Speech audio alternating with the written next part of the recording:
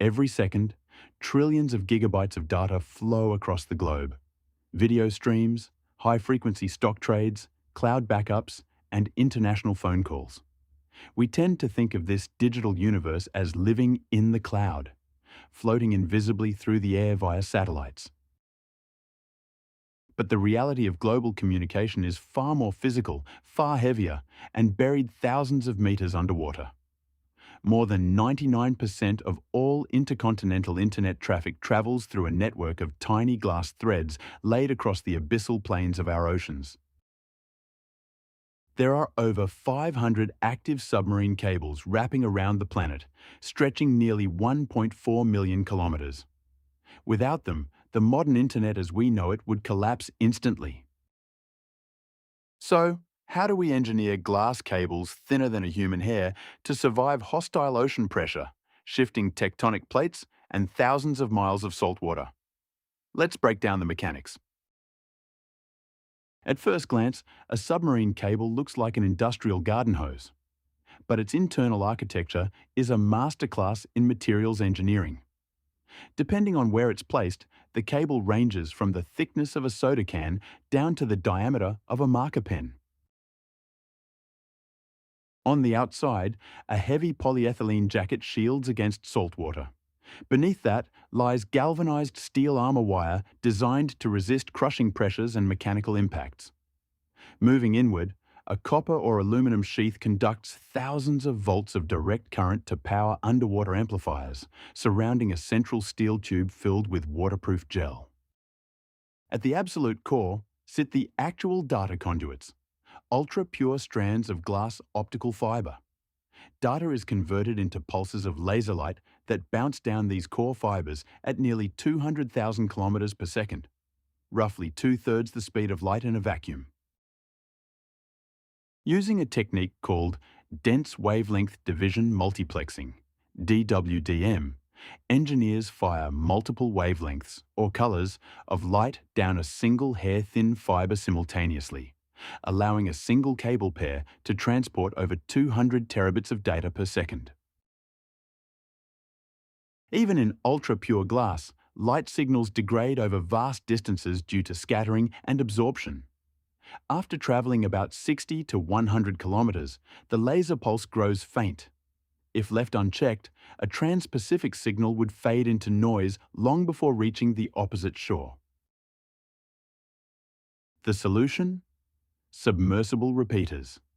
Every 70 kilometers along the cable, engineers splice in massive joint-like titanium cylinders.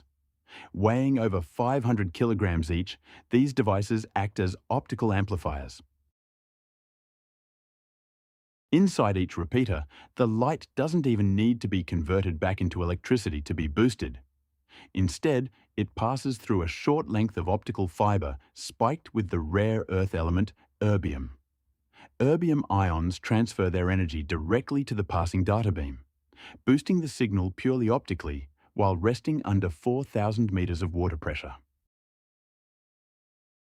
Deploying thousands of miles of continuous cable is one of the most complex maritime engineering feats on Earth. It starts aboard specialized cable-laying vessels. These massive ships are equipped with giant circular holds called cable tanks, capable of coiling thousands of metric tons of continuous cable inside. Before a ship drops an inch of line, survey vessels spend months mapping the seafloor using multi-beam sonar to avoid underwater volcanoes, unstable fault zones, and steep trenches. During deployment, the vessel travels at a slow, calculated speed of roughly 6 knots, carefully controlling payout tension so the cable settles naturally into the contours of the seabed. In deep ocean water, where human activity is non-existent, the cable simply rests directly on the ocean floor. But near coastlines and shallow waters, external threats loom. Here, the ship hauls a heavy sea plow along the seabed, carving a trench up to 3 meters deep, placing the cable inside and burying it under sediment. Despite being heavily armoured, subsea cables are vulnerable. Contrary to popular myth, shark bites account for almost zero cable damage today. Instead, Roughly 70% of all cable cuts are caused by commercial fishing gear and ships accidentally dragging heavy anchors along the seabed. Subsea earthquakes and underwater landslides can also snap multiple cables in a single event. When a break occurs, automated systems pinpoint the fault location down to the exact meter by measuring how long a pulse of light takes to bounce back from the broken edge.